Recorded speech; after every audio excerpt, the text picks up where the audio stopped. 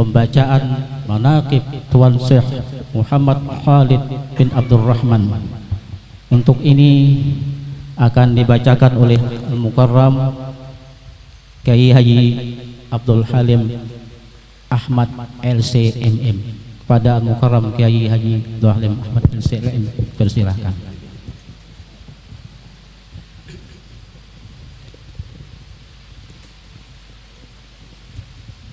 Assalamualaikum warahmatullahi taala wabarakatuh. Yang kami hormati para alim ulama, jamaah Maulid Al-Habsyi yang datang dari Martapura, seluruh hadirin hadirat sekalian yang sama-sama dimuliakan oleh Allah Subhanahu wa taala. A'udzu billahi minasyaitonir rajim. Ala inna awliya Allah la khaufun 'alaihim wa la hum yahzanun. Alladzina amanu wa kanu yattaqun. Lahumul busyra fil hayatid dunya wa fil akhirah. La tabdila li kalimatillah, dzalika wal fawzul 'adzim. Wa qala Rasulullah sallallahu alaihi wasallam, zikrul anbiya minal ibadah, wa zikrus salihin kafarah, wa zikrul mauti sadaqah, wa zikrul qabri yuqarribukum ilal jannah. Ulun membacakan riwayat singkat manaqib Kiai Haji Muhammad Khalid. Beliau dilahirkan pada tahun 1858 Masehi di desa Padang Basar, Amuntai, Kabupaten Hulu Sungai Utara. Putra dari seorang petani yang bernama Abdurrahman. Sejak kecil beliau telah mempelajari ilmu Al-Quran dan ilmu pengetahuan yang berhubungan dengan agama Islam kepada orang-orang tua di kampung kelahiran beliau, wabil khusus orang tua beliau sendiri. Karena pada masa itu di Padang Basar dan umumnya di Amuntai belum ada guru-guru agama khusus untuk pengajian agama, maka belum lagi berumur 15 tahun beliau sudah merantau menuntut ilmu pengetahuan keluar daerah, yaitu ke negara Kandangan. Karena keadaan kehidupan orang tua beliau dalam keadaan miskin, keberangkatan beliau tersebut hanya dibekali doa restu oleh kedua orang tua. Di negara beliau menumpang di rumah seorang penduduk sebagai pesuruh rumah tangga. Pada mulanya beliau belajar di negara hanya mendengar orang belajar di bawah surau. Setiap pelajaran penting beliau catat di daun atau gadang pisang. Pada suatu hari, guru yang mengajar sedang memberikan pertanyaan kepada santri-santrinya. Dari sekian banyak santri, satu pun tidak ada menjawabnya. Dengan hati yang yakin serta mendapatkan petunjuk dari Allah Subhanahu wa taala, maka dicobalah untuk naik ke dalam surau dengan lebih dahulu memberikan tanda kepada orang yang sedang belajar di dalam. Setelah dipersilahkan masuk, tanpa ditanyai beliau langsung memberikan jawaban atas pertanyaan guru kepada santri-santrinya, yang kebetulan segala jawaban beliau memuaskan guru yang mengajar. Selesai pelajaran, sang guru menanyai hal ehwal dan diceritakan oleh beliau pengalaman sejak keberangkatan dari Amuntai dan selama berdiam di negara. Maka mulai saat itu sang guru beliau diminta mondok di rumah guru, dan tawaran guru tersebut diterima langsung oleh beliau karena memang menjadi tekad serta cita-cita beliau. Selama 8 tahun belajar di negara, menuntut berbagai macam ilmu, oleh guru beliau dianggap cukup. Kemudian beliau bercita-cita untuk menuntut ilmu ke Mekah. Sebelum berangkat ke Mekah, beliau memberikan pelajaran agama dan berdakwah kepada masyarakat di Padang Basar dan sekitarnya. Hampir 2 tahun lamanya, sehingga dapat mengumpulkan uang cukup untuk melanjutkan pengembaraannya menuntut ilmu ke Mekah, yaitu dalam usia 26 tahun. Sebelum berangkat, beliau datang ke negara menemui guru-gurunya untuk mohon doa restu. Di dalam perjalanan menuju Mekah, terlebih dahulu beliau singgah di Malaya menemui keluarga, sempat belajar dan berdakwah ke kampung-kampung hampir 7 bulan lamanya. Dan saat itu beliau bertemu dengan pemuda yang bernama Muhtar dari Barabai, kawan waktu sama-sama mengaji di negara. Maka akhirnya bersama-samalah beliau dengan pemuda yang bernama Muhtar dari tanah perantauan Malaya melanjutkan perjalanan ke Mekah.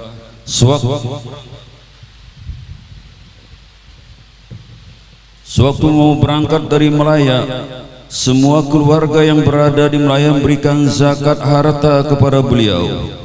Kawan-kawan beliau belajar di Mekah dari tanah air pada saat itu. Di samping Haji Muhtar dari Barabai yang sama-sama berangkat dari Malaya, juga Kiai Haji Kasful Anwar dari Kampung Melayu Martapura, pendiri Darussalam Martapura, Haji Ahmad Desa Sungai Banar Amuntai, dan Haji Abdullah Siddiq yang kini bermakam di Kubah Tandiran Kandangan.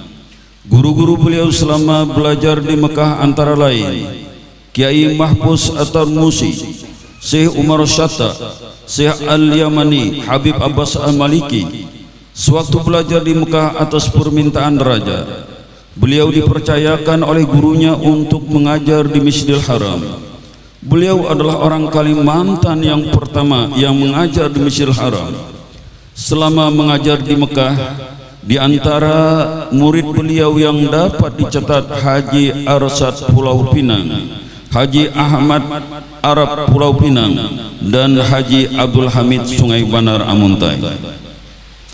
Pada tahun 1909 beliau pulang kembali ke tanah air, dan sejak itulah mulai mengabdikan diri kepada bangsa dan agama. Setibanya di tanah air, beliau dikawinkan dengan seorang perempuan janda yang bernama Intan bin Mayakub, orang kampung Tangga Ulin. Pada mulanya beliau membuka pengajian di rumah mertua. Lama kelamaan jumlah santri yang datang tambah banyak, sehingga tidak tertampung lagi. Akhirnya beliau membangun sebuah rumah di Tangga Ulin, juga untuk dapat menampung santri yang cukup banyak, dengan ukuran 8 kali 40 meter di atas tanah, yaitu hadiah dari Haji Matamin. Dari berbagai daerah di Kalimantan, para santri berdatangan ke rumah beliau. Sebahagian para santri yang berasal dari tempat yang jauh memunduk di rumah-rumah penduduk, sedangkan santri-santri yang berada di sekitar Amuntai pulang pergi naik sepeda dengan membawa tas kulit yang setiap harinya mendatangi rumah beliau, sehingga ada istilah barisan tas kulit.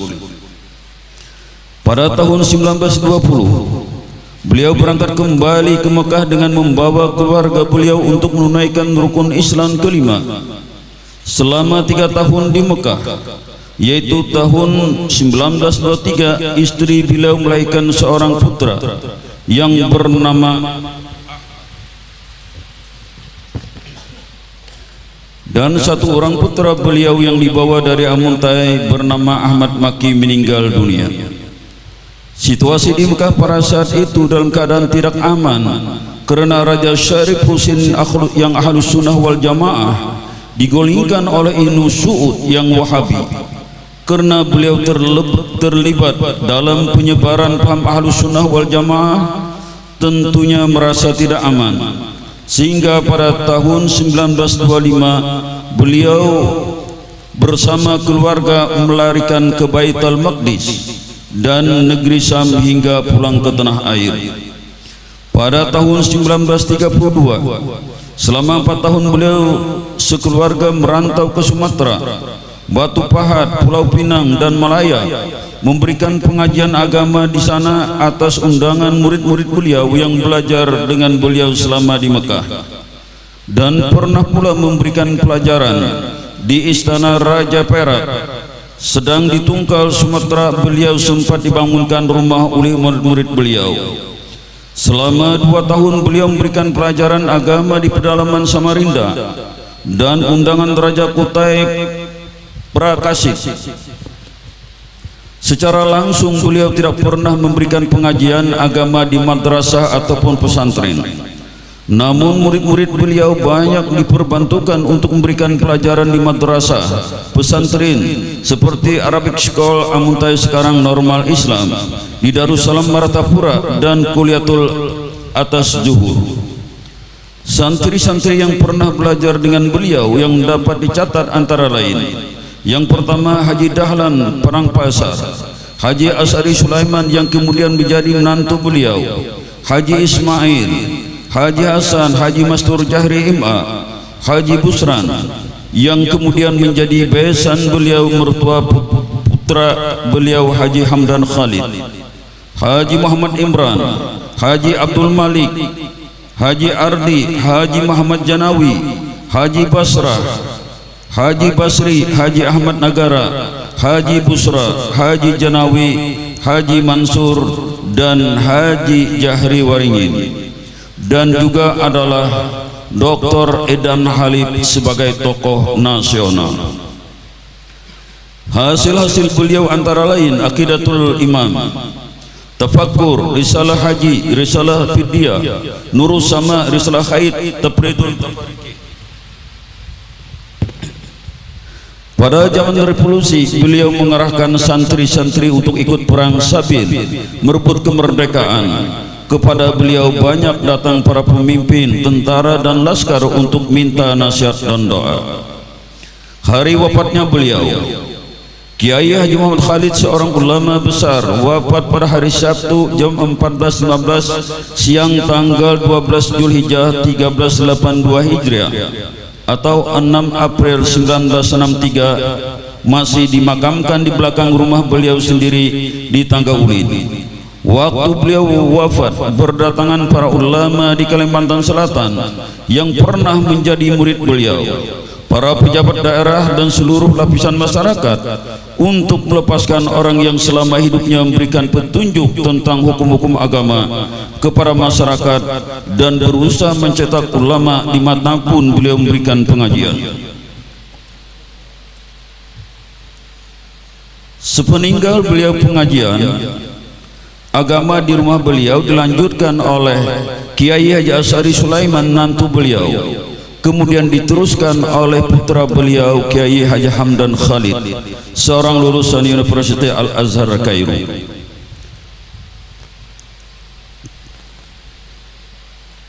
Para alim ulama, hadirin sekalian yang Allah hormati, sebagian karamat beliau diceritakan oleh Khatari atau Kayu Utut, menceritakan ada tentara yang ingin menyumbang pengeras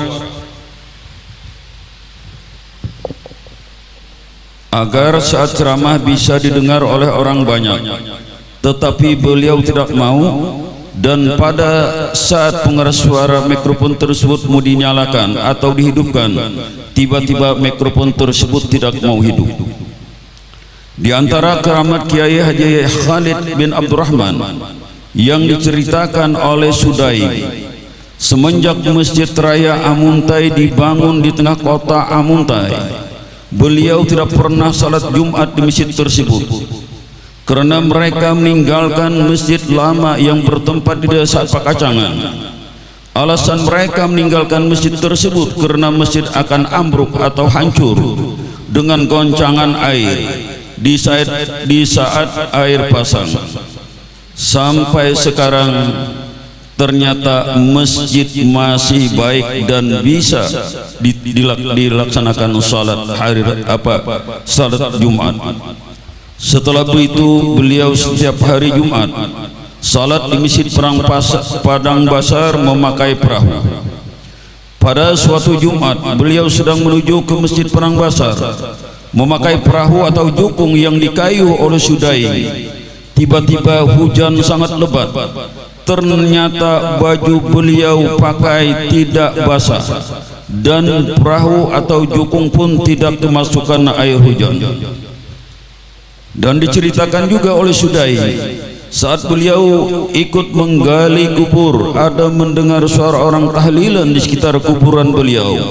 Padahal beliau Kiai Haji Khalid masih di rumah dan belum dikebumikan. Diceritakan oleh Dr. Randes Haji Abdul Hamid Basri, waktu hari wafatnya Kiai Haji Muhammad Khalid bin Abdurrahman, serombongan dosen dari AN Antasari melayat ke Amuntai. Tiba-tiba di pertengahan jalan ada pun tumbang atau jatuh, maka beberapa mobil tidak bisa lewat. Lalu di antara rombongan berdoa minta tolong kepada Allah Subhanahu wa taala untuk diberikan kemudahan untuk melayat. Dengan izin Allah Subhanahu wa taala, pohon tombang tersebut bergeser secara pelan-pelan sehingga mobil-mobil tersebut bisa lewat. Diceritakan oleh Haji Tarmiji bin Haji Darmawi, setelah beliau Kiai Haji Muhammad Khalid bin Abdurrahman meninggal dunia dan dimakamkan di belakang ruang beliau, ternyata dari malam pertama sampai pada malam ke-100 atau 100, setiap malam muncul cahaya di kuburan beliau dengan bermacam bentuk, seperti telur, bulan, seperti luka, dan disaksikan oleh masyarakat Amuntai, bahkan masyarakat di luar kota Amuntai. Dan diceritakan juga oleh binantu Kiai Haji Marbaki, salah seorang ulama di Pakacangan, tatkala masyarakat mau mendirikan menara di masjid terlama Pakacangan, letaknya di tepian sungai. Beberapa kali mereka berusaha untuk mendirikannya, ternyata gagal terus. Kemudian beliau Kiai Haji Khalid bin Abdurrahman salat hajat 2 rakaat. Setelah selesai salat hajat, beliau mengusap menara tersebut dengan tangan kanan beliau. Kemudian semua masyarakat bulik ke rumah masing-masing dan beliau pun bulik ke rumah beliau. Yang anehnya, tatkala masyarakat turun ke masjid untuk melaksanakan salat subuh dengan berjamaah, ternyata menara tersebut sudah berdiri sesuai dengan tempat yang diinginkan masyarakat. Para alim ulama, para undangan sekalian yang ulun hormati dan dimuliakan oleh Allah Subhanahu wa taala, sebelum ulun mengakhiri pembacaan manaqib Kiai Haji Muhammad Khalid bin Abdurrahman, mari kita bertawasul kepada junjungan Nabi besar Muhammad sallallahu alaihi wasallam, para sahabat, para aulia-aulia Allah, dan kita memohon kepada Allah, mudah-mudahan dengan berkat kita mengadakan haul Kiai Haji Muhammad Khalid bin Abdurrahman, mudah-mudahan kita selalu ditetapkan iman, digabungkan dalam surganya beserta Habibuna Muhammad sallallahu alaihi wasallam, dan semua yang hadir mudah-mudahan dipanjangkan umur, dimurahkan rezeki, dan meninggal dalam keadaan husnul khatimah. Demikian yang kami sampaikan. Atas perhatian kami ucapkan ribuan terima kasih.